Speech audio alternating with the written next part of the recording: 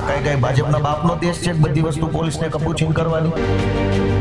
પણ અત્યારે તમે લોકોને કઈ રીતે વિશ્વાસ દેવડાવશો કે તમે તમારા જે પ્રતિનિધિઓને ઉતાર્યા છે મેદાનમાં એ તમે જેવું કામ કરો છો એવું જ કામ એ લોકો પણ કરશે? એટલે ભાજપની સરકારને અમારી ચેલેન્જ છે કે ભાઈ વહી આવો તમે તમારે, તો એક વખત રાજનીતિ બદલવી પડશે. એમણે કારણ તો તમને ઠેરવા છે કે રાજુભાઈએ તો એમ કીધું છે કે ગોપાલભાઈની મનમાનીના કારણે હું અપક્ષ છોડું છું. ભાજપના લંગરિયા બી ડરીક થાય છે, મોદીજી કેમ બી ડરીક નથી થતા? હજુ પણ ડરમાં છે એ લોકો, કેમેરાની સામે બોલવા માટે પણ તૈયાર નથી. આજે હળદરમાં લોકોને ડર લાગતો હોય તો ડરનું કારણ ગોપાલભાઈ તો નથી, કેજરીવાલ નથી, ઈશુદાન નથી. તમામ શહેરોમાં સમસ્યા છે, પીવાનું પાણી નથી આવતું. જો કે એક વસ્તુ સારી છે, દારૂ ટાઈમે મળી રહે છે. એ તો અમારી સરકાર આવશે ત્યારે બોલશે બધા કોની યાર કેવો અત્યાચાર થયો છે. ભાજપ અત્યારે ડરાવે છે બધાને. તમારું શું માનવું છે? આમ આદમી પાર્ટીનો આ માટે શું જવાબ હોઈ શકે? એ ભલે જે કે કીજા કરે એ કે એવું સાચું બસ. કે જો તમે આમ આદમી પાર્ટીના પ્રવક્તાને ડિબેટમાં બેસાડશો તો અમારો ભાજપનો પ્રવક્તા ડિબેટમાં નહીં આવે. એટલે આ લોકોને સપનામાં રાતે ગોપાલ ને ચૈતર વસાવા હાવણો ને એવું આવે છે. તો આ પ્રચાર પ્રસારની સાથે સાથે વિસાવદર તમને ક્યાં યાદ આવે છે કે વિસાવદર માટે શું કામગીરી થઈ રહી છે? અને દર ચૂંટણીએ પૈસા વેચીને, દારૂ વેચીને, લોકોને ધમકી મારી અને ચૂંટણીઓ જીતવાની કોશિશ કરતા હોય આવા માણસો આખા ગુજરાતમાં ભાજપમાં છે. આજ તમે અહીંયા બેઠા છો એટલું સરસ બોલો છો એટલા માટે તમે ભણ્યા છો. હું એટલે બોલી શકું છું કે હું ભણ્યો છું. હા, હું સરકારી શાળામાં ભણી છું. તો ભાજપની દ્રષ્ટિમાં શું અત્યારે આમ આદમી પાર્ટીની પણ એ વેલ્યુ છે કે જવાબ જ નથી દેવું, નાક બાળક છે? નહીં, કાંઈ વાંધો નહીં. ગુજરાતની અંદર હાલ સ્થાનિક સ્વરાજ્યની ચૂંટણીઓ આવી રહી છે, પરંતુ થોડા સમય અગાઉ ગુજરાતની અંદર જે વિધાનસભાની પેટા ચૂંટણી યોજાઈ હતી અને આ પેટા ચૂંટણીની અંદર જે વિસાવદરવાળી થઈ, સુરતના ગોપાલ ઇટાલિયા વિસાવદરમાં એમણે વિસાવદરવાળી કરી અને એ વિસાવદરથી વિધાનસભા સુધી પહોંચ્યા. અને ગોપાલ ઇટાલિયા જ્યારે વિધાનસભા સુધી પહોંચે છે ત્યારે ગુજરાતની અંદર આમ આદમી પાર્ટીની જે લોકપ્રિયતા છે એમાં ધરખમ વધારો થતો જોવા મળે છે. સમાચાર પત્રોની અંદર આ સમાચારો વહેતા થાય છે અને ગુજરાતની અંદર આમ આદમી પાર્ટીની જે એક છબી છે, એક નવી છબીનું જાણે નિર્માણ થયું હોય એ રીતે આખું વાતાવરણ ગુજરાતની અંદર સર્જાયું હતું. પરંતુ હાલ ગુજરાતની અંદર સ્થાનિક સ્વરાજ્યની ચૂંટણીઓ આવી રહી છે. વિસાવદરની પેટા ચૂંટણી બાદ ગુજરાતની અંદર આવનારી આ સ્થાનિક સ્વરાજ્યની ચૂંટણીઓમાં આમ આદમી પાર્ટી હાલ ક્યાં છે જેવા વિવિધ વિષયો પર આજે ચર્ચા કરવી છે. અને આ ચર્ચા કરવા માટે વિસાવદરના ધારાસભ્ય ગોપાલ ઇટાલિયા જ આજે આપણી સાથે ઉપસ્થિત છે. ગોપાલભાઈ, BS9 TV ન્યૂઝમાં આપનું ખૂબ સ્વાગત છે. ધન્યવાદ. ગુજરાતની અંદર હાલ તો સ્થાનિક સ્વરાજ્યની ચૂંટણીઓ આવી રહી છે. સૌથી પહેલા તો એ જ પ્રશ્ન પૂછવો છે કે આમ આદમી પાર્ટીનો એક ખૂબ લોકપ્રિય ચહેરો એવો ગોપાલ ઇટાલિયા અને અત્યારે સ્થાનિક સ્વરાજ્યની ચૂંટણીઓમાં ગુજરાતભરની અંદર આપ પ્રચાર પ્રસાર કરી રહ્યા છો, તો આ પ્રચાર પ્રસારની સાથે સાથે વિસાવદર તમને ક્યાં યાદ આવે છે કે વિસાવદર માટે શું કામગીરી થઈ રહી છે અત્યારે? આવતીકાલથી જ જવાનું છે. આવતીકાલે 20મી એપ્રિલ 2026 રોજ સવારના 10 વાગ્યાથી લઈ રાતના 11 વાગ્યા સુધીનો મારો કાર્યક્રમ અલગ અલગ ગામડાઓમાં ગોઠવાયેલો છે. એટલે વિસાવદર સાથે તો સતત જોડાયેલો રહેવો જ હંમેશા માટે. વિસાવદર, ભેસાણ અને જુનાગઢ તાલુકો જે મારો મત વિસ્તાર છે હંમેશા જોડાયેલો હોઉં. પોતે હોઉં તો હોઉં, ન હોઉં તો મોબાઈલથી, વોટ્સએપથી, મેસેજથી, આગેવાનોના માધ્યમથી હંમેશા જોડાયેલો છું. અને અત્યારે ગુજરાતની અંદર સ્થાનિક સ્વરાજ્યની ચૂંટણીઓ આવી રહી છે, શું લાગે છે આમ આદમી પાર્ટીનું શું અત્યારે ગુજરાતની અંદર સ્ટેન્ડ છે? બહુ સારું લાગે છે. આમ આદમી પાર્ટીને ગુજરાતની જનતા આ વખતે ખૂબ સારો આવકાર આપી રહી છે. ભાજપના નેતાઓ જે ગામડે ગામડે છે આખા ગુજરાતના વિસ્તારોમાં, એનું વર્તન, એનો વ્યવહાર, એની માનસિકતા એ લોકો નજરે જોઈ રહ્યા છે પોતાના ગામમાં જ, કે કેવા કેવા પ્રકારના માણસો ભાજપના નેતા બનીને ફરે છે, કે જેઓ ગામને દબાવતા હોય, લોકોને દબાવતા હોય, ધમકાવતા હોય, અસામાજિક પ્રવૃત્તિ કરતા હોય, સરકારી યોજનાઓમાંથી પૈસા ખાઈ જતા હોય, ગામના વિકાસ માટે આવતી ગ્રાન્ટો જે છે એનો દુરુપયોગ કરતા હોય અને દર ચૂંટણીએ પૈસા વેચીને, દારૂ વેચીને, લોકોને ધમકી મારી અને ચૂંટણીઓ જીતવાની કોશિશ કરતા હોય આવા માણસો આખા ગુજરાતમાં ભાજપમાં છે. જેને લોકો નજરે જોઈ રહ્યા છે. એની સામે આમ આદમી પાર્ટીના પણ આગેવાનો એ જ ગામમાં હોય છે, જે ખેતી કરીને, મજૂરી કરીને, મહેનત કરીને પૈસા કમાય છે. એ પૈસાથી, એ નિષ્ઠાથી આ લોકોનું સેવાનું કામ કરે છે. કોઈની હારે લડાઈ ઝઘડો કરતા નથી, લોકોને નડતરરૂપ બનતા નથી, સરકારી કામમાં પૈસા ખાતા નથી. તો ભાજપનો આપનો બે માણસ જનતા પોતાના જ ગામમાં જોઈ રહી છે. તો એને ખબર પડી કે ભાઈ ભાજપનો માણસ તો ખરાબ કામ કરે છે, આપનો માણસ સારા કામ કરે છે. એટલે આખા ગુજરાતમાં લોકો અત્યારે આમ આદમી પાર્ટીને ખૂબ સારો સપોર્ટ આપી રહ્યા છે. અને આ વખતે લગભગ બહુ સારી સંખ્યામાં આમ આદમી પાર્ટીને સફળતા મળશે. જી. અને ગોપાલભાઈ, થોડા દિવસ અગાઉ તમે તમારા સોશિયલ મીડિયાની અંદર એક પોસ્ટ મૂકેલી કે જેમાં ભાજપના જે કાર્યકર્તાઓ હતા એ પ્રધાનમંત્રી નરેન્દ્ર મોદીનો ચહેરો દેખાડીને નાની ઉંમરના જે લોકો, બાળકો કે કિશોરો હોય છે એમની પાસેથી મત લેવાની વાત કરતા હોય છે. તો ભારતીય જનતા પાર્ટી કે અન્ય કોઈ પણ રાજકીય પક્ષો એમના જે લોકપ્રિય નેતાઓ હોય છે એમનો ચહેરો દેખાડીને, એમને આગળ કરીને મત માંગતા હોય છે. આમ આદમી પાર્ટીમાં ગુજરાતનો લોકપ્રિય ચહેરો એટલે ગોપાલ ઇટાલિયા છે. તો પણ સ્થાનિક સ્વરાજ્યની ચૂંટણીઓની અંદર તમે જે લોકોને, ઉમેદવારોને ચૂંટણી જંગમાં ઉતાર્યા છે, એ વ્યક્તિ પણ લોકોનું એવું જ કામ કરશે જેવું ગોપાલ ઇટાલિયા કરી રહ્યા છે, એવો લોકોને કઈ રીતે વિશ્વાસ તમે અપાવી શકો? અપાવવાનું નહીં, છે જ. એટલે તો સમર્થન છે. વિશ્વાસ પહેલા અપાવું, પછી મત દે, પછી કામ, એમ નહીં. વિશ્વાસ છે એટલે જ તો મત દેવાના છે. હા, એટલે એ સમર્થન તો હવે ચૂંટણીનું જયારે પરિણામ આવે ત્યારે આપણને ખ્યાલ પડે. પણ અત્યારે તમે લોકોને કઈ રીતે વિશ્વાસ દેવડાવશો કે તમે તમારા જે પ્રતિનિધિઓને ઉતાર્યા છે મેદાનમાં, એ તમે જેવું કામ કરો છો એવું જ કામ એ લોકો પણ કરશે? પાર્ટીના જે વિચારો હોય ને, એ વિચારો દરેક માણસમાં એક સરખી રીતે કામ કરતા હોય. ભાજપના પાર્ટીનો જેવો વિચાર છે એવું બધા જ એના કાર્યકર્તા કરે છે. અમારો જેવો વિચાર છે એવું બધા જ અમારા કાર્યકર્તા કામ કરે. એટલે એક આ પાર્ટીની જે વિચાર અમારો શું છે કે શાળા, દવાખાના, રોડ રસ્તા, ભ્રષ્ટાચાર મુક્ત શાસન, વ્યવસ્થામાં બદલાવ લાવવો, એ અમારા વિચાર છે. ગોપાલભાઈમાં પાર્ટીનો જ વિચાર છે, અને તાલુકા પંચાયતના ઉમેદવારમાં પાર્ટીનો વિચાર છે, જિલ્લામાં એ જ છે. તો જે વિચાર છે એ તો કોમન છે. ગોપાલભાઈ કઈ પોતાના અલગ વિચારોથી સારું કામ કરે છે અને બીજો એના અલગ વિચારથી કરશે એવું નથી. દરેક વ્યક્તિની અંદર વિચાર શું છે? આમ આદમી પાર્ટીનો વિચાર છે. આમ આદમી પાર્ટીનો વિચાર કોમન છે, બધા માટે એક કોમન વિચાર છે. એટલે બધા એવું જ કામ કરવાના છે. તો આમ આદમી પાર્ટીનો શું વિચાર છે? અને આ ચૂંટણી, જે સ્થાનિક સ્વરાજ્યની ચૂંટણી આવે છે, એમાં આમ આદમી પાર્ટી ખાસ કયા મુદ્દા ઉપર ધ્યાન આપીને ચૂંટણી લડી? સ્થાનિક સ્વરાજ્યની ચૂંટણી એટલે સ્થાનિક મુદ્દાઓની વાત. અને એમાંય તે નગરપાલિકા, મહાનગરપાલિકા એટલે નળ, ગટર ને રસ્તા, ન ઘર. આજે આઝાદીના 75 વર્ષ થયા, ગુજરાતમાં ભાજપની સરકારના 30 વર્ષ થયા.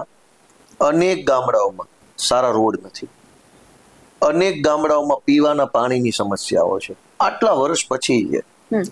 લગભગ ગામડાઓમાં, લગભગ શહેરોની અંદર સરકારી સ્કૂલના મૂળિયા નીકળી ગયા એમ કહો તો હાલે, વધી જ નથી. માણસે પોતાના સંતાનોને ભણાવવા હોય તો ક્યાં જવાનું? આજ તમે અહીંયા બેઠા છો, એટલું સરસ બોલો છો એટલા માટે તમે ભણ્યા છો. હું એટલે બોલી શકું છું કે હું ભણ્યો છું. હા, હું સરકારી શાળામાં ભણી છું. એ તો ભાજપની સરકાર આવ્યા પછી જ નિકંદન નીકળ્યું ને. આપણે બધા ભણતા ભણતા હું સરકારીમાં જ ભણ્યો છું. પણ હું જે સરકારી શાળામાં ભણ્યો, આજે આ શાળાની હાલત શું છે? તે દિવસે સારી હતી, આજ નથી. આજ અડધી પ્રાઇવેટ થઈ ગઈ. હું જે શાળામાં ભણ્યો અડધી પ્રાઇવેટ થઈ ગઈ. અત્યારે પેલા 100% સરકારી હતી.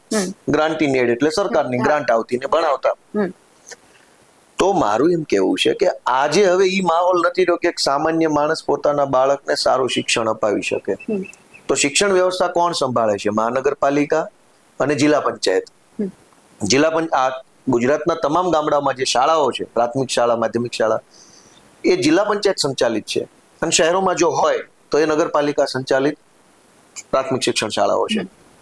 તો મેં કીધું એમ રોડ જે છે, જે જિલ્લા પંચાયત હસ્તકના રોડ છે, શહેરોમાં નગરપાલિકા, મહાનગરપાલિકા રોડ બનાવે છે, ગામડાઓમાં જિલ્લા પંચાયત રોડ બનાવે છે. પાણીની વ્યવસ્થા શહેરોમાં મહાનગરપાલિકા સંભાળે છે, ગામડાઓમાં જિલ્લા તાલુકા પંચાયત સંભાળે છે.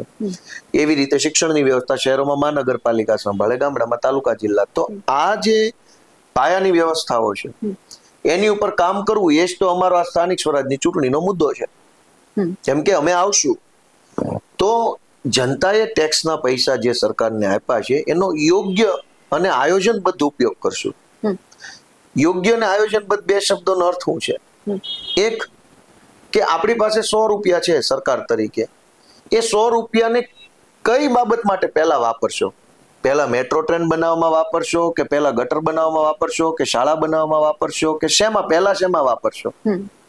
તો ઈ તમે વિવેક બુદ્ધિથી નક્કી કરો, એને યોગ્ય ઉપયોગ કર્યો કહેવાય. હવે ગામમાં શાળા ન હોય, સીધી રેલગાડી ઉપરથી ચલાવવું તો યોગ્ય ઉપયોગ નથી. અને બીજી વાત કે આયોજનબદ્ધ ઉપયોગ, એનો અર્થ શું? કે અત્યારે આખા ગુજરાતમાં ભાજપના માણસો શું કરે છે કે વર્ષો પછી માંડ રોડ બને, અને જેવો રોડ બની રહે 1.5 મહિના પછી ગટર વાળા આવે, આખો રોડ તોડી નાખે ને ગટર નાખે. માંડ ગટરનું કામ પૂરું થાય ત્યાં પાછા ટેલિફોનના તાર વાળા આવે, વીજળીના તાર વાળા, અમારા તાર ગયા, પાછું ખોદે.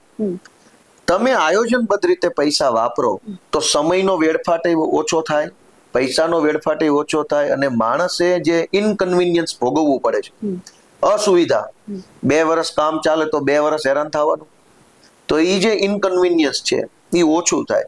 તો પહેલા આયોજનબદ્ધ રૂપે યોગ્ય અને આયોજનબદ્ધ ઉપયોગ કરીએ એવું અમારું આમ આદમી પાર્ટી માને છે. જી, અને ખાસ આજે તમે રાજકોટમાં છો, તો રાજકોટમાં જે રીતે આમ આદમી પાર્ટીનું તમને શું સ્ટેન્ડ લાગે છે રાજકોટની અંદર, અને રાજકોટમાં તમને એવા શું મુદ્દાઓ લાગે છે જેના પર કામ થવું જોઈએ? બેન, રાજકોટ નહીં, ગુજરાતના તમામ શહેરોની પરિસ્થિતિ સમસ્યાઓની બાબતમાં એક સરખી છે. જેમ કે ટ્રાફિક જામ ચારો તરફ, ગુજરાતના બધા જ શહેરોની એટલી બધી કરુણ પરિસ્થિતિ છે ટ્રાફિકની બાબતમાં. 30 વર્ષથી ભાજપની સરકાર છે, એવું એક શહેર નથી બનાવી શકાયું. પ્લાનિંગ સાથેના રસ્તાઓ હોય, પહોળા રસ્તાઓ હોય, ક્રોસ ઉપર એટલે આમ ચોકડી ઉપર રસ્તાઓ હોય, આયોજનબદ્ધ રીતે સિટી ડેવલપ કર્યું હોત તો આજ ટ્રાફિક ન હોત. તો એ કઈ રાજકોટનો મુદ્દો નથી, આખા ગુજરાતનો મુદ્દો છે. બીજું, પાર્કિંગની વ્યવસ્થા નથી. એક પણ શહેરોમાં પાર્કિંગને લઈને બહુ જાજી સુવિધા નથી. આજ તમારે 2 વ્હીલ પાર્ક કરવું હોય, 4 વ્હીલ તો બહુ મોટી આવે છે, 2 વ્હીલ પાર્ક કરવું હોય તો એટલી બધી ઝંઝટ કરવી પડે છે, એટલી બધી ચિંતા થાય કે તમે 2 વ્હીલ મૂકીને દુકાનમાં જઈને પાછા આવો ત્યાં સુધી મુઠાઈ જાય છે. ગેરકાયદેસર બાંધકામોએ જે હદ વટાવી છે, એના કારણે, ગેરકાયદેસર બાંધકામોના કારણે પાર્કિંગની વ્યવસ્થા ખોરવાઈ ગઈ છે. જે માત્ર રાજકોટનો મુદ્દો નથી, એ તો આખા ગુજરાતના બધા શહેરોનો મુદ્દો છે. ત્રીજી વસ્તુ કે દર ચોમાસામાં પાણી ભરાઈ જાય છે. રાજકોટમાં ભરાઈ જાય છે, વડોદરામાં, જુનાગઢમાં, સુરતમાં, અમદાવાદમાં, બધે જ. તો એવું તો કેવું ટાઉન પ્લાનિંગ કર્યું? આ શહેર જ્યારે બને છે, મોટું થતું જાય છે, ત્યારે કંઈક પ્લાનિંગથી જો સરકાર એમાં કામ કરે તો પાણી ન ભરાય. અંગ્રેજીમાં શબ્દ છે ટોપોગ્રાફી. ટોપોગ્રાફી એટલે જમીનનું લેવલ, કે ક્યાં જમીન ઊંચી છે, ક્યાં જમીન નીચી છે, કેટલી નીચી છે, ઢાળ કેટલો છે, ઊંચાઈ કેટલી છે. શહેરોમાં બાંધકામ ખૂબ થાય છે. બિલ્ડર તમે હોઈ શકો છો, તમે બિલ્ડિંગ બનાવો એમાં વાંધો નથી, પણ તમે ક્યાં બિલ્ડિંગ બનાવશો, કેવડું બિલ્ડિંગ બનાવશો, કેટલી જગ્યા છોડશો, માર્જિન કેટલું મૂકશો, રોડ કેટલો છે, એ તો સરકાર નક્કી કરે છે ને. તો સરકાર શું કામ તમને મન ફાવે એવું બાંધકામ કરવા દે છે? કેમ કે પૈસા લઈ લે છે મ્યુનિસિપલ કોર્પોરેશનના બધા નેતાઓ અને અધિકારીઓ. તો પાણી ભરાઈ જવાની મેં પહેલી સમસ્યા કીધી, ટ્રાફિક જામ, પાર્કિંગની વ્યવસ્થા નથી, પાણી ભરાઈ જવું. આ રાજકોટની સમસ્યા છે ને ગુજરાતની સમસ્યા છે. અને ચોથી વાત, ગંદકી. તમામ શહેરોમાં ભયંકર ગંદકી છે. ગુજરાતનું એક પણ શહેર સ્વચ્છ શહેર નથી. તો સ્વચ્છ ભારત મિશન શું છે? એ મિશન છે, સ્વચ્છતા નથી. આ એના જેવું છે મિશન. આ આખી સરકાર છે ને સૂત્રોની સરકાર છે. ભાજપની સરકાર છે ને સૂત્રોબાજીની. બેટી બચાવો બેટી પઢાવો એવું સૂત્ર આપે. હવે મારે દીકરી પઢાવી, શાળા તો છે નહીં, ક્યાં જઈને પઢાવો બેટી, હાલો. તો સૂત્રો સારું લાગે. સૂત્ર સ્વચ્છ ભારત, તો કઈ સૂત્ર આપે સ્વચ્છ થઈ જાય? હવે હું એમ બોલું ગળ્યું લાગવા માંડે. બોલવાથી ગળ્યું નહીં લાગે તો સ્વચ્છ બોલવા સ્વચ્છ નો થાય, પઢાવો બોલવા પઢવા નો માંડે. સિસ્ટમ જોઈએ. સિસ્ટમની કોઈ ચર્ચા ભાજપ વાતો જ છે ને માત્ર સૂત્રો નહીં, અમલીકરણ ને સૂત્ર જ છે, અમલ કરવાનો જ નથી. અમલીકરણ છે ને. એટલે સ્વચ્છતા ગુજરાતના એક પણ શહેરમાં, એટલા બધા ગંદા શહેરો છે આપડા. ધૂળ ઉડતી હોય ચારો તરફ, ઢોર ફરતા હોય ચારો તરફ, અને ઢોરે તો કેટલા લોકોને મારી નાખ્યા છે આખા ગુજરાતમાં. ગટરના ઢાંકણામાં માણસો પડી પડીને મરી જાય. ભૂલથી રાજકોટમાં એક મૃત્યુ થઈ ગયું ને, ગટરનું ઢાંકણું, પત્રકાર જ હતા લગભગ, અને વડોદરામાં એક ભાઈનું મૃત્યુ થઈ ગયું ગટરના ઢાંકણામાં. કીચડ ચારે બાજુ ભર્યું હોય, બારે માસ હોય, ઉનાળામાં શિયાળામાં ગમે ત્યાં કચરા પડ્યા હોય, કચરાની ગાડીઓ બેફામ ફરતી હોય. તો રાજકોટનો આ કઈ રાજકોટ એકલા નહીં, આખા ગુજરાતનો પ્રશ્ન છે. હું રિપીટ કરું કે ટ્રાફિક જામ, પાર્કિંગ, પાણી ભરાઈ જવું અને ગંદકી, આ 4 પ્રશ્ન તો બધા શહેરોમાં છે. 5મો પ્રશ્ન છે મોંઘા મકાનો.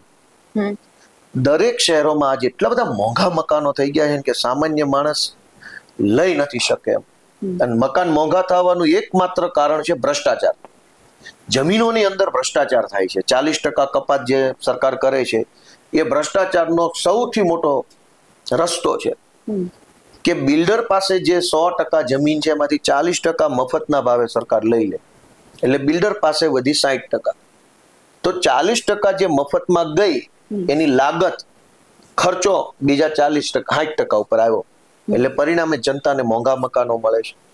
ગમે એટલું મહેનત કરીને કમાવ, એક સારું ઘરનું ઘર લેવાનો વેત ન થાય. એ પરિસ્થિતિ ગુજરાતના તમામ મોટા શહેરોમાં છે. પીવાના પાણી, તમામ શહેરોમાં આ સમસ્યા છે. પીવાનું પાણી નથી આવતું. જો કે એક વસ્તુ સારી છે, દારૂ ટાઈમે મળી રહે છે. પીવું જ હોય તો કઈ એવું થોડું છે કે સરકાર એવું કે ભાજપ વાળા પાણી નો મળે દારૂ પીવો એમ. તમે સમજો આઝાદીના 75 વર્ષ થઈ ગયા ને પીવાના પાણી માટે આપણે હાય કરવું પડે કોર્પોરેશનની ઓફિસે જઈ 25-50 મહિલાઓનું ટોળું લઈને જઈએ ને હાય પાણી માટે હાય. અને તો એ વાતો પાછા એમ કહે છે કે વિશ્વગુરુ બનશે. હવે પીવાનું પાણી નથી આવતું, પણ વિશ્વગુરુ ક્યાં બનવું? કોરા ગળે વિશ્વગુરુ બનવાનું, કોરો કંઠ. તો રાજકોટ નહીં બેન, ગુજરાતના તમામ શહેરોની આ પરિસ્થિતિ છે. હું કહેવા બેસીશ તો લિસ્ટ બહુ લાંબુ છે, પણ આ પરિસ્થિતિ બદલવી હોય તો એક વખત રાજનીતિ બદલવી પડશે. ખાલી નેતા બદલે મેળ નહીં પડે, આખી રાજનીતિમાં બદલાવ લાવશો તો જ આ પરિસ્થિતિ બદલાશે. અને અત્યારે જે રીતે ફોર્મ પરત ખેંચાઈ રહ્યા છે ને ચૂંટણીઓને બિનહરીફ કરવા માટેની જે હોડ લાગી છે એના વિશે તમારું શું માનવું છે? બેન, આ દેશમાં અંગ્રેજો હતા ને 200 વર્ષ બિનહરીફ રહ્યા. ચૂંટણી થઈ ક્યારે? નહીં. કોઈ ફોર્મ ભર્યું અંગ્રેજો સામે? ન ભર્યું. તો બિનહરીફ થવાની માનસિકતા છે ને એ જ અંગ્રેજો જેવી માનસિકતા છે. અંગ્રેજો બિનહરીફ જ હતા. આજ ભાજપના પ્રદેશ પ્રમુખ ટીવીમાં આવીને એમ કહે છે કે 700 ને આટલી ફલાણી ટેકનિક એક રાઉન્ડ ફિગર કીધું, એટલી સીટો બિનહરીફ થઈ ગઈ છે. પ્રજાને મોદીજીમાં વિશ્વાસ છે એટલે કે અમારી સીટો બિનહરીફ થાય. મારે ભાજપના પ્રદેશ પ્રમુખને છાસનો ગ્લાસ પીવડાવીને થોડીક બુદ્ધિ ઠેકાણે આવે, મગજ ઠંડુ થાય પછી પૂછવું છે કે મોદીજીની લોકપ્રિયતાના કારણે ભાજપના લંગરિયા બિનહરીફ થાય છે, મોદીજી કેમ બિનહરીફ નથી થતા? બહુ તમે મોદીજીની લોકપ્રિયતાથી લંગરિયા બિનહરીફ થઈ ગયા, તો મોદી કેમ બિનહરીફ નથી થતા? ભાઈ બહુ લોકપ્રિય છો, થઈ જવું તું બિનહરીફ. કેવી વાત ને કેવા વિચારો ને કેવા માણસો ક્યાં ખુરશીએ બેસીને કેવું બોલે છે બેન, આપણને શરમ આવે. અને સામે કોઈ હરીફ નથી એનો અર્થ એ નથી ને કે પ્રજા પાસે નોટાનો ઓપ્શન નથી. હરીફ નથી એવું છે જ ને, હરીફ છે જ, પણ એલસીબી મોકલીને, પોલીસ મોકલીને, ગુંડા મોકલીને હરીફોને દબાવવામાં આવે છે. આ મારા મોબાઈલમાં કેવી રીતે બિનહરીફ કરાવવા માટે થઈને આ ભાજપના પ્રદેશ પ્રમુખ ને એની આખી પાર્ટી મથે છે એનો એક સમાચાર છે. આ તમારી હાથે જ વાંચો. આમાં હું વાંચીશ, આમાં તમે મને કહો આમાં તારીખ કઈ લખી છે, વાંચો. 16 એપ્રિલ. હા, હવે શું છે હેડિંગ, શું છે છાપાનું, હું લખ્યું છે? ઉમેદવારે ફોર્મ પાછું નહીં ખેંચતા પૂર્વ પ્રેમિકાને શોધી પોલીસમાં અરજી કરાવી. હરીફ તો છે જ, ચૂંટણી લડવા વાળા છે જ, ભલે હારી જાય તોય છે. ઉમેદવારને ફોર્મ પાછું ખેંચાવવા માટે ઉમેદવારની 10 વર્ષ જૂની પૂર્વ પ્રેમિકાને પોલીસે ગોતી કાઢી, પછી એની પાસેથી ખોટી બળાત્કારની અરજી લીધી, પછી પોલીસે ઉમેદવારને દબાવ્યો કે ફોર્મ પાછું ખેંચવું છે કે પૂર્વ પ્રેમિકાની એફઆઈઆર લખીને જેલમાં પૂરી દઉં, અને પછી ઉમેદવારે ફોર્મ પાછું ખેંચી લીધું. આ સમાચાર ગુજરાતના પ્રતિષ્ઠિત છાપામાં છપાય, આપણે નામ નથી બોલતા, ચેનલ અલગ હોય. દિવ્ય ભાસ્કર. હા, છાપામાં આવ્યું, તાલુકા પંચાયતની ચૂંટણી બિનહરીફ કરાવવા માટે પૂર્વ પ્રેમિકાને વચ્ચે લાવ્યા, 10 વર્ષ જૂની. તમે એમ કહો છો કે હરીફ નથી, હરીફ તો આ રહ્યા, પણ આ હર્ષ સંઘવી, આ જગદીશભાઈ વિશ્વકર્મા, આ બધા લોકો મહિલાઓને વચ્ચે નાખી ઉપયોગ કરીને આ ધંધા કરે છે. તમે મને કહો આ વ્યાજબી વાત છે? આમાં ક્યાં પૂર્વ પ્રેમિકા આવી તાલુકા પંચાયતની ચૂંટણીમાં? એટલે પણ શું બધી બેઠકો પર આ જ રીતે? બધી બેઠકો પર આ જ રીતે થયું છે. નહીતર તો મોદીનો બિનહરીફ થઈ જાય, અમિત શાહ, મોદી, ભૂપેન્દ્ર પટેલ ને 4-5 જણાનો બિનહરીફ થઈ જાય. કેમ નથી થતા? જેનું નામ કે મોદીજીના વિકાસ ઉપર વિશ્વાસ છે એટલે બિનહરીફ થાય. એમ કહો છો મોદીજી થઈ જાય બિનહરીફ? જોઈએ દેશમાં કેવી રીતે થાય છે. આ દેશ એટલો બધો વિશાળ દેશ છે, અહીંયા એટલી બધી વિચારધારા ધરાવતા લોકો છે કે બિનહરીફ કોઈ દિવસ થવું જ ન જોઈએ.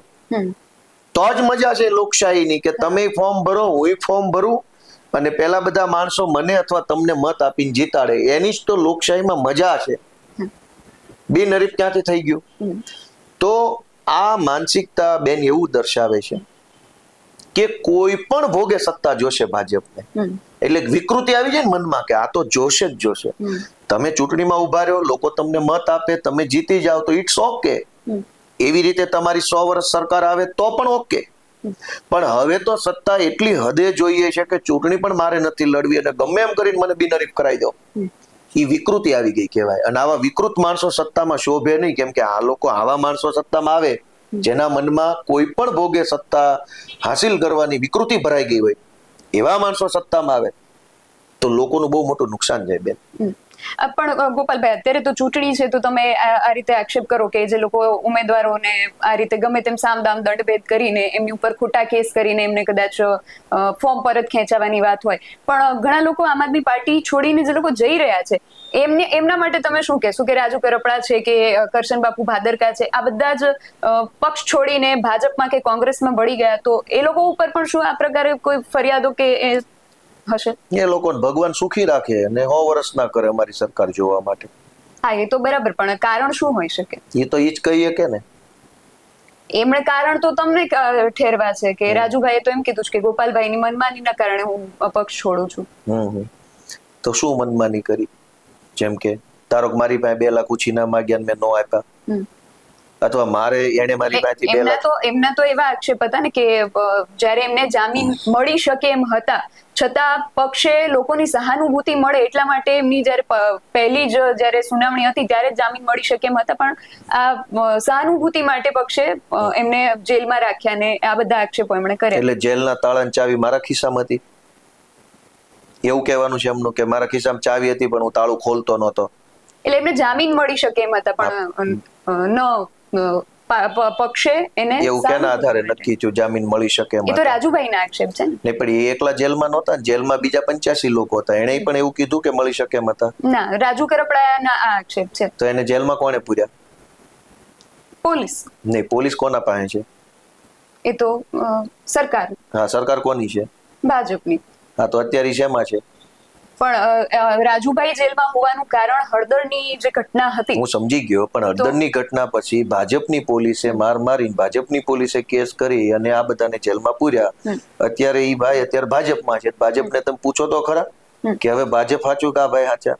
હા, એટલે એ જેલમાં ક્યાંથી છે ને, એ ત્યાંથી પણ એક એ પ્રશ્ન એ પણ ઉઠે છે કે હળદરમાં જ્યારે આ ઘટના બની ત્યારે જે પરવાનગી લેવાની હતી, આપણે ઘણીવાર વાત કરતા હોઈએ છીએ કે બીજા જે નેતાઓ છે એમની પાસે ડિગ્રી નથી, પણ તમે લો કરેલું છે, રાજુભાઈ છે એમણે પણ લો કરેલું છે, તમે વકીલની વકાલત કરેલી છે ને તમે કાયદો ને નિયમ જે છે જાણો છો, તો પરવાનગી વગર હળદરની અંદર આટલી મોટી સભા તમે આયોજિત કરી તો તમને કદાચ એમનું પરિણામ ખબર હશે કે પરવાનગી વગર આટલી સભા કરવાનું, આવી સભા કરવાનું શું પરિણામ હોઈ શકે? શેની પરવાનગી? એટલે શેની પરવાનગી? પોલીસની પરવાનગી. હા, પણ કઈ ખુશીમાં સભા કરવામાં? હા, પણ એવું ક્યાં લખ્યું છે પોલીસને પૂછીને સભા કરવી?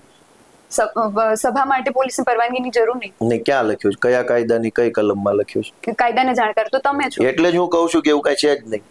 હું જાણકાર છું ને એટલે જ હું કહું છું. ભારતના બંધારણના આર્ટિકલ 19માં એવું લખ્યું છે કે ભારત દેશના કોઈ વ્યક્તિ કે વ્યક્તિઓ શાંતિપૂર્વક રીતે, હથિયાર વગર, અહિંસક રીતે એકઠા થઈ શકશે અને સભા સરઘસ કરી શકશે એવું આર્ટિકલ 19માં લખ્યું છે. ત્યાં જે લોકો ભેગા થયા હતા એ રાઇફલો લઈને ભેગા થયા હતા, તોપ હતી એમની પાસે, તીરકામઠા, તલવારો, ભાલા નહોતા. શાંતિપૂર્વક એકઠા થયા હતા શરૂઆતમાં, કે શરૂઆતમાં સીધું જ આમ આવીને તરત તલવારબાજી ચાલુ કરી? લોકોને એકઠા થવાનો અધિકાર ભારતના બંધારણે આપ્યો છે. એમાં પરમિશન નું તો ભાજપ વાળા નવું ગતકડું લાવ્યા છે. તમે હથિયાર વગર શાંતિપૂર્વક રીતે ક્યારેય પણ કોઈ પણ સંખ્યામાં એકઠા થઈ શકો છો. એ ડોક્ટર બાબા સાહેબ આંબેડકરે આપેલો અધિકાર છે. ભાજપ વાળા એમાં કઈ વચ્ચે માથું મારવાની જરૂર નથી. ગુજરાતમાં એક ખોટી પ્રથા પાડી દીધી છે, ચલણમાં આવી ગયું, ઢબ પડી ગઈ છે કે કાંઈ પણ તમારે જોરથી ખાંસી ખાવી હોય તો પોલીસ પરમિશન જોશે. આ કઈ ભાજપના બાપનો દેશ છે કે બધી વસ્તુ પોલીસને પૂછીને કરવાની? જ્યાં સુધી હું હથિયાર લઈને હિંસક રીતે એકઠો થતો નથી ત્યાં સુધી મને એકઠો થવાનો હક છે. તો તે દિવસે અથવા કોઈ પણ દિવસે અત્યારે જે કાંઈ સભા સરઘસો થાય છે એમાં ખરેખર પરમિશનની કાંઈ કાયદા પ્રમાણે જરૂર નથી. પણ આ તો હવે હું છે હાલી ગયું છે આવું. અને પછી પોલીસે જે કાંઈ ત્યાં લાઠીચાર્જ કર્યો, હુમલા કર્યા, પોલીસ પબ્લિકને ભડકાવી અને એને જે કાંઈ પૂર્વ આયોજિત કાવતરું હતું ઉપરથી ભાજપમાંથી એવું એને કૃત્ય કર્યું. પણ વાત જો પરમિશનની હોય તો એવું કોઈ કાયદાની કોઈ કલમમાં કોઈ નિયમમાં ક્યાંય લખ્યું નથી. આ બધું બાપાની પેઢીઓ હાલે છે. પણ આવી કોઈ પણ સભા કે કંઈ પણ જ્યારે થતું હોય છે ત્યારે જે તે વ્યક્તિ હોય છે કે એ કોઈ પણ પક્ષનો નેતા હોય પણ એને જે વ્યક્તિગત લાભો મળતા હોય એ મળી જતા હોય કે રાજુભાઈ કરપડા ત્યાં હતા અને પ્રવીણ રામ હતા ત્યાં, તો એમને જે વ્યક્તિગત ગુજરાતની અંદર લોકપ્રિયતા મળવાની હતી એ મળી ગઈ. પરંતુ ત્યાંના જે લોકો છે, ખરેખર અમારી ટીમ હજુ ગઈકાલે જ ત્યાં જઈને આવી, ત્યાંના જે લોકો છે હજુ પણ ડરમાં છે. એ લોકો કેમેરાની સામે બોલવા માટે પણ તૈયાર નથી. તો એ લોકો માટે કોણ અવાજ ઉઠાવશે? એ પછી આમ આદમી પાર્ટી હોય, ભારતીય જનતા પાર્ટી હોય કે કોંગ્રેસ હોય, એ સામાન્ય લોકોએ શું સમજવાનું? પહેલા તો એ સમજવાનું કે લોકોને ડરાવે છે કોણ, કઈ પાર્ટી કયા નેતાઓ ડરાવે છે. આપણે બધા એ સમજવું પડશે ને પહેલા કે જનતાને ડરાવે છે કોણ. આઝાદ ભારતની અંદર લોકશાહી વ્યવસ્થાની અંદર જીવતા માણસને ડરાવે છે કોણ? એનો જવાબ તમારે મારે ગોતવાનો. મારો જવાબ એવો છે કે ભાજપ ડરાવે છે. જે ભાજપને જનતાએ વર્ષો સુધી મત આપ્યા એ જનતાને ભાજપ ડરાવે શું કામ? તમને લોકો મત આપે તો તમારે એને પ્રેમ આપવાનો હોય, હૂંફ આપવાની હોય, તમારી લાગણીઓ આપવાની હોય. એને બદલે તમે ડરાવો છો કેમ? ભાજપ કેમ ડરાવે છે એ પ્રશ્ન પૂછો ને. આજ અડધડમાં લોકોને ડર લાગતો હોય તો ડરનું કારણ ગોપાલભાઈ તો નથી, કેજરીવાલ નથી, ઈશુદાન નથી. ડરનું કારણ ભાજપ ને ભાજપની પોલીસ જ છે ને. એ તો એ લોકો કહી શકે કે એમને કોનો ડર લાગે છે. એમને કદાચ એવો પણ ડર હોઈ શકે કે અમે સભામાં ગયા અને આવું થયું એટલે સભા આમ આદમી પાર્ટીએ સભા કરી હતી તો હવે અમે આમ આદમી પાર્ટીની કે કોઈ પણ પ્રકારની ખેડૂતોની સભામાં નહીં જઈએ. એ બરાબર છે, એ તો ન જવું એ તો સૌનો અધિકાર છે.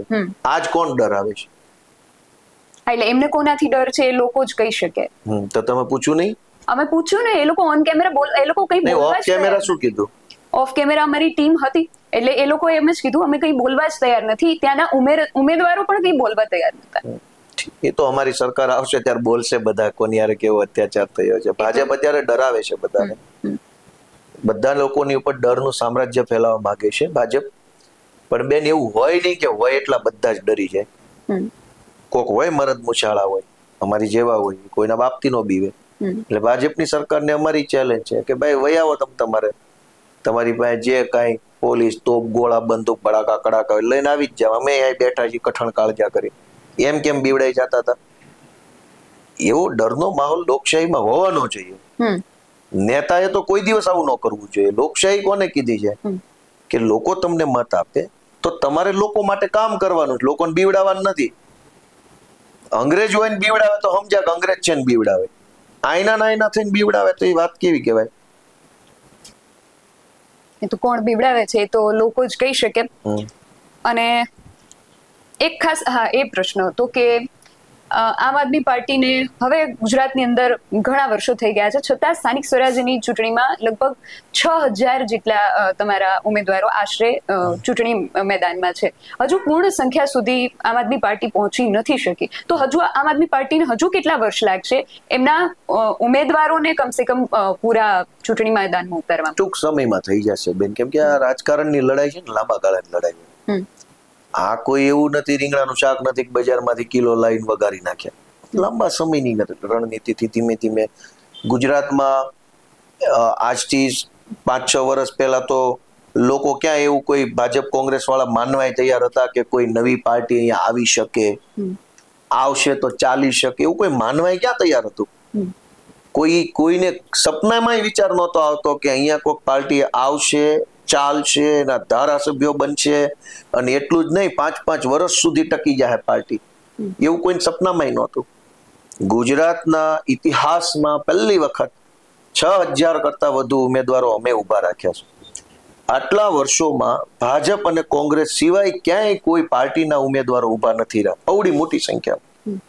તો અમે એક માઇલસ્ટોન અચીવ કરી લીધો છે, એક સિદ્ધિ પ્રાપ્ત કરી, રાજનીતિક સિદ્ધિ પ્રાપ્ત કરી કે 6,000 ઉમેદવારો ઊભા રાખ્યા. આવતીકાલે 12,000 ઊભા રાખશું. આટલે તો પહોંચ્યા, તો એની નોંધ તો લેવી જોશે ને તમારે. અને ગોપાલભાઈ, અન્ય જે રાજકીય પક્ષો છે અને ખાસ કરીને કોંગ્રેસ એવા આક્ષેપ કરે છે કે આમ આદમી પાર્ટી જે છે એ લોકો માટે જે રીતે દેખાડો કરવાની વાત છે કે કોઈ સભાઓ કે કરતી હોય છે, પણ એમણે ઓન ગ્રાઉન્ડ ક્યારે ક્યાં લોકો માટે શું કર્યું, આ પ્રશ્ન કોંગ્રેસ પણ પૂછતી હોય છે. તમારું શું માનવું છે? આમ આદમી પાર્ટીનો આ માટે શું જવાબ હોઈ શકે? ઈ ભલે ઈ જે કે કીધા કરે, ઈ કે એવું સાચું, બસ એને કઈ જવાબ જ નથી દેવો. છોકરા હોય ને ઈ ઘણી વખત વેન કરે શુદ્ધ ગુજરાતીમાં કે ભાઈ મારે આ જોશે, આપણે એમ કે લઈ લે ભાઈ જા તું કે એમ. કેમ કે એમાં હારવા જીતવાનો પ્રશ્ન ન હોય. એમ કે ને કે છોકરા ચાર રમતા હોય, દાખલા તરીકે એમ કે મારો દાવ તા તારો દાવ, એને અમારી ઉપર જે આક્ષેપ કરે એમ માની લીધા, જાઓ ખુશ રાજી થાવ, જાઓ મજા કરો. તો અત્યારે ભાજપ આમ આદમી પાર્ટીને આ જ રીતે લે છે કે ભાજપ વાળાના, એ તો ભાજપ વાળા મોઢા જોત ન ખબર પડી જાય, કાળા પડી ગયેલા કાણે આવ્યા હોય મોઢા જોત ન ખબર પડી જાય કે અમને કેમ લે. કોઈ પણ જગ્યાએ ભાજપ હોય છે તો કોઈ પણ રાજકીય ડિબેટ કે કંઈ પણ હોય તો ત્યારે ભાજપ એમ જ કહે છે કે અમે આમ આદમી પાર્ટીને વિપક્ષ તરીકે અમે એની ગણતરી જ નથી કરતા. તો ભાજપની દ્રષ્ટિમાં શું અત્યારે આમ આદમી પાર્ટીની પણ એ વેલ્યુ છે કે જવાબ જ નથી દેવું, નાનું બાળક છે? નહીં, કાંઈ વાંધો નહીં. ભાજપ વાળા જે છે એને લગભગ ગુજરાતની ટીવી ચેનલોમાં એવું બ્લેકમેલિંગ કરે છે કે જો તમે આમ આદમી પાર્ટીના પ્રવક્તાને ડિબેટમાં બેસાડશો તો અમારો ભાજપનો પ્રવક્તા ડિબેટમાં નહીં આવે. એટલે સ્વાભાવિક છે કે ભાજપની પાર્ટી સત્તામાં છે એટલે એનો પ્રવક્તા બેસાડવો એ એક સ્વાભાવિક બાબત છે. આજ આખા ગુજરાતની ટીવીમાં અમારા પ્રવક્તા એટલે નથી બેસી શકતા કે ટીવીને બ્લેકમેલિંગ કરે છે ભાજપ વાળા કે આપ વાળો બેસશે તો હું નહીં બેસું. હવે અમને કાંઈ નો જ માનતા હોય, કાંઈ નો જ ગણતા હોય તો બે જાય આમાં હમણાં ખબર પડે કે કેમ થાય છે. બીક લાગે છે, સપના આવે છે અડધી રાત્રે, કેજરીવાલ આવે સપનામાં, હાવણો દેખાય છે અંધારામાં જ્યાં જાય. અને એટલે અમારાથી એ દૂર ભાગે છે. મોઢે તો એમ બોલે છે કે અમે કઈ ગણતા નથી, પણ રાતે ઊંઘ નથી આવતી. મોઢે તો બોલી જાય મને તમારે બીક નથી લાગતી, પણ પગ ધ્રુજતા હોય ને જ ખબર પડી જાય. ટાંટિયા ધ્રુજે છે પણ બોલે છે એમ બીક નથી લાગતી, તો ટાંટિયા કેમ ધ્રુજે છે? ઘણી વાર લડાઈ થાય ને, હું કઈ તારથી બીતો નથી પણ ટાંટિયા હલતા હોય, હાથ ધ્રુજારી પકડી ગયા હોય, વાળ ઉભા થઈ ગયા થોડાક રૂવાટા બુવાટા, બીક લાગે મારશે તો. આમ આદમી પાર્ટીની ભાજપને એવડી બીક લાગે છે કે એકે એનો ભાજપનો નેતા અમારી પાર્ટીનું કે મારું કે ચૈતરભાઈનું નામ કે એનો ઉલ્લેખ કર્યા વગરનું ભાષણ નથી કરી શકતા. તમે કોઈ પણ ભાજપના નેતાને જોશો કટાક્ષમાં નામનો ઉલ્લેખ કર્યા વગર બીજી ત્રીજી રીતે વાત અમારી જ હશે. હવે અમને તમે કઈ ગણતા નથી તો અમારી વાત કામ કરો છો? અમે ક્યાંય છીએ જ નહીં તો તમે અમારી ચર્ચા શું કામ કરો છો ભાઈ? હર્ષ સંઘવી, જગદીશભાઈ વિશ્વકર્મા, ભાઈ ભૂપેન્દ્રભાઈ, બીજા ત્રીજા જે કાંઈ હશે એ લોકો દિલ્હીથી આવેલી એક પાર્ટી, દિલ્હીના એક નેતા, હમણાં ચૂંટાયેલા એક વ્યક્તિ, નવા ધારાસભ્ય બનેલા એક ભાઈ, આવું બધું બોલે છે. તમે અમને કઈ ગણતા નથી તો શું કામ અમારા નામ લ્યો છો ભાઈ? એટલે આ લોકોને સપનામાં રાતે ગોપાલ ને ચૈતર વસાવા ને હાવણો ને એવું આવે છે. પણ હવે આનો રસ્તો થશે આ ચૂંટણી. કોણ કોને શું ને કેટલું ગણે છે? ભાજપ આમ આદમી પાર્ટીને શું ગણે છે કે આમ આદમી પાર્ટી ભાજપને શું ગણે છે? એના કરતા વધુ મહત્વપૂર્ણ એ છે કે પ્રજા કોને શું ગણે છે.